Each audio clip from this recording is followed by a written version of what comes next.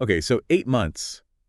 8 months is a long time in politics. Oh, yeah. That's how long it took for the leaders of India and Bangladesh to meet Right. face to face after Sheikh Hasina was ousted. Yeah. And that kind of delay really says something about, Yeah. the whole diplomatic dance, It does. especially with all the political changes going on in Bangladesh. Absolutely. For you, I mean, it's a huge sign that things weren't, just business as usual. Right. This wasn't just like let's just have a regularly scheduled meeting. Right, exactly. You've got a long-standing partnership with Hasina. Yeah. And then suddenly everything shifts. Yeah. A new interim government pops up with Mohammed Yunus in charge. Right. And so, of course, there's this period where both sides are kind of, Yeah. testing the waters, Absolutely. feeling each other out. Figuring out the new landscape. Exactly. Yeah. So that's really what we're going to be looking at in this deep dive. Okay. This first meeting between Indian Prime Minister Narendra Modi and Bangladesh's chief advisor, Mohammed Yunus. Yes. It took place on April 4, 2025. Okay. In Bangkok at the BIMSTEC Summit. Uh-huh. And we've gone through a ton of reports from all sorts of sources. Yeah. The Wire ABP Live, the Business Standard Indian Express, just to name a few. Gotcha. To get you the key details here. Right. Our goal is to really unpack what each leader was focused on. Yeah. What they wanted to get out of the meeting and what it all means for the future of these two neighboring countries. And I think for you, the listener, what's important to remember is that this meeting happened against this backdrop of serious political turmoil in Bangladesh. Oh, totally. Hasina leaving and Yunus stepping in to lead. Yeah. I mean, that immediately adds a whole other layer of complexity to this. Absolutely. Okay, so let's get into the nitty-gritty, the meeting itself. Right. It was in Bangkok, right on the sidelines of that BIMSTEC Summit. Yeah. 40 minutes of direct conversation. Okay. And like we said, the first time these two had met since the change in government. Mm-hmm. And this is interesting. Yunus presents Modi with a photograph from 2015 when Modi gave him a gold medal. What do you think about that? What do you make of that gesture? Yeah. I mean, for you, it's probably more than just a polite little thing, you know? In diplomacy, these symbols, they carry weight. They do. Handing over that photograph, it could be Yunus's way of trying to connect with Modi on a personal level. Okay. Like, hey, remember this good time we had? Yeah. Maybe trying to smooth things over because, Sure. things have changed politically. Okay, so establish a little common ground. Exactly, yeah. What about Bangladesh? What were they looking for? Yeah, what were Yunus's priorities? Well, perhaps the biggest request was the extradition of former Prime Minister Sheikh Hasina. Oh, wow. Who, fled to India back in August of 2024. Right. Now, India's foreign secretary confirmed that they talked about this. Okay. But they wouldn't give any more details. What do you make of that? What does that silence tell you? For you, that lack of detail from India is really saying something. Yeah. Extraditing a former leader is a huge deal. Right. There are so many legal and diplomatic things to consider. Totally. The fact that India acknowledged the discussion, but then clammed up probably means they're being very careful. They have to weigh the legalities against the potential diplomatic fallout. Okay, so Yunus also brought up what he called Hasina's false and inflammatory accusations against the interim government. Allegations, he said, were being spread on social media. Oh, wow. He asked India to take steps to stop her. And what did Modi say to that? Modi basically said that social media was to blame for the tension around these remarks. Interesting. So it seems like Bangladesh wanted India's help in managing the narrative coming from the former prime minister. That's a good point for you. It shows how hard it can be for interim governments to establish their legitimacy and control the flow of information, especially when you have a popular former leader who's still out there making statements. Right. Modi's saying it's just social media. Yeah. That could be his way of downplaying India's ability or willingness to intervene in what some might see as free speech. Yeah, that makes sense. Now, on the issue of minority treatment, Yunus painted a very different picture than Modi. Oh, really? How so? He claimed that reports of attacks were hugely inflated and Okay. basically fake news. He even said his government has an effective system for monitoring these incidents and is taking serious action to prevent them. Okay. He went so far as to invite Indian reporters Oh, wow. to come to Bangladesh and see for themselves. So direct challenge. Yeah, for you, this difference in their stories raises questions about what information each side is getting. Right. And how much they trust each other. Absolutely. It's a huge difference in perspective. Yeah. Yunus denying everything and inviting Indian media that's clearly aimed at controlling the narrative and reassuring India and the world that everything's fine. Right. But the fact that Modi brought it up so directly suggests that India has its own information.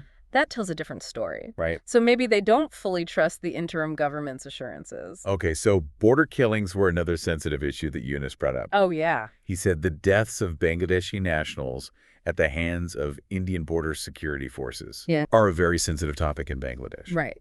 But Modi defended India's border policies as necessary for security. It's a tough situation. It is. For you, this highlights that ongoing tension. Yeah. Where security concerns on one side clash with humanitarian concerns on the other. Exactly. These incidents, even though India often says they're about stopping illegal activity, they cause a lot of anger and resentment in Bangladesh. Yeah. Modi defending India's policies, I think it shows just how different their priorities are. Right. And how differently they view border management. Okay, water sharing was another important item on Yunus's agenda. Okay. He wanted to resume talks on renewing the Ganges Water Treaty, which is set to expire in 2026. Okay. And he wanted to finalize the Teesta water sharing agreement, which has been delayed for so long. Yeah, for you, these aren't just technical issues. They have a huge impact on Bangladesh. Yeah. On their agriculture, their economy, their well-being. Progress on these agreements, especially the Teesta. Yeah. It would be a major step in building trust. Right. And show a commitment to addressing Bangladesh's needs. Okay. And finally, Yunus asked for India's support for a free trade agreement among BIMSTEC members. All right. This shows that Bangladesh is really focused on regional economic integration. And they see India's backing as crucial. Yeah, for you, this highlights how intertwined regional politics and economics are. Totally. You know, where bilateral support can lead to bigger multilateral agreements. Right. And BIMSTEC, for you listening, is a regional group that connects countries around the Bay of Bengal. Okay. So the fact that this meeting happened during their summit, it's not just a coincidence. It provides a platform for these bilateral talks. And it emphasizes the regional importance of the India-Bangladesh relationship. Exactly. Regional trade and connectivity are key goals for BIMSTEC. Yeah. Bangladesh asking for India's support shows how important India's role is in the region and how everyone could benefit economically. Okay, so let's zoom out a bit and look at the bigger picture. Okay. What are the main themes and the diplomatic nuances that we're seeing here? Yeah. What stands out for you? Well, it's clear there was a lot of diplomatic tension in the months leading up to this. Definitely. And even though they didn't announce any major agreements, just the fact that this meeting took place is considered a big deal. Yeah, I agree. And Modi kept saying that India's relationship is with the country, not with any particular individual or political group. Right. He said it multiple times. Yeah, I noticed that too. For you, that's India signaling that they want a stable, long-term relationship with Bangladesh, regardless of who's in charge. Absolutely. And for you listening, that emphasis isn't just diplomatic fluff. Right. It suggests that no matter who's running things in Dhaka, India values this strategic partnership. And they're not going to overreact to every little political change. So taking a long view. Exactly. Yeah, they're in it for the long haul. It's interesting, too. Bangladesh publicly asked for this meeting weeks in advance. Oh, really? But India didn't confirm until the last minute. For you, that might mean that New Delhi was being cautious. Yeah, maybe. Wanting to get a better sense of the situation before committing. That's a sharp observation, India holding back on confirming. It could be that they wanted to control the message and the timing. Yeah. Especially with all the political sensitivity in Bangladesh. Right, and of course we can't forget about the larger geopolitical context. Right. What's going on in the bigger picture? Well, you've got Modi's neighborhood first policy. Right. Which basically means that India is prioritizing strong relationships with its neighbors. Yeah. Seeing that as key for its own security and growth. Makes sense. And there's the underlying goal of countering China's influence in the region. Yeah. So all of that likely played a role in India agreeing to this meeting. Right. And don't forget, Bangladesh is the next chair of BIMSTEC. Oh, that's right. So that adds another layer of importance to this interaction. It does. India sees its relationship with Bangladesh as part of its overall regional strategy. Yeah. Keeping those ties strong with their neighbors is crucial for their foreign policy. Yeah. And pushing back against the influence of other powers in the region. Right. That's definitely a factor in how they make decisions. So for you listening, here's what we've learned. The main points of tension and potential cooperation. Okay, lay it on me. India is really concerned about minority rights in Bangladesh. Right. And overall stability in the region after all these political changes. Bangladesh, under this new interim leadership, has some very specific and maybe challenging requests. Okay, like what? Like extraditing Hasina. Right. And making progress on those water-sharing agreements. Right. But even though they have these different viewpoints, and there's that underlying diplomatic tension, this meeting was a crucial first step towards re-engaging.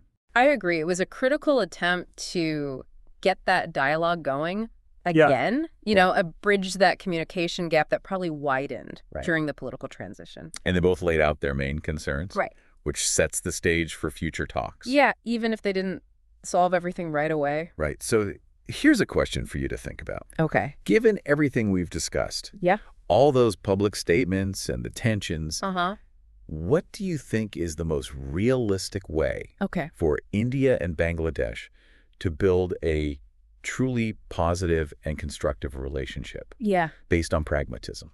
That's the million-dollar question. It is. It's a complicated relationship. It is. With a long history. And what happens between them affects the entire region. Yeah, if you really want to understand where things might go from here, you need to dig deeper into that history. You know, look at how India and Bangladesh have interacted in the past. And also understand what's going on politically within Bangladesh. Right. That will give you a much better grasp of the complexities. Right. And the potential for both cooperation and conflict in the future. It's not just about this one meeting. No, it's one piece of a much bigger puzzle. It is. That's still unfolding. That's right. Yeah. Okay, well, that's all the time we have for today. All right, thanks for having me. Thanks for joining us. Absolutely. And we'll see you next time for another deep dive. Looking forward to it.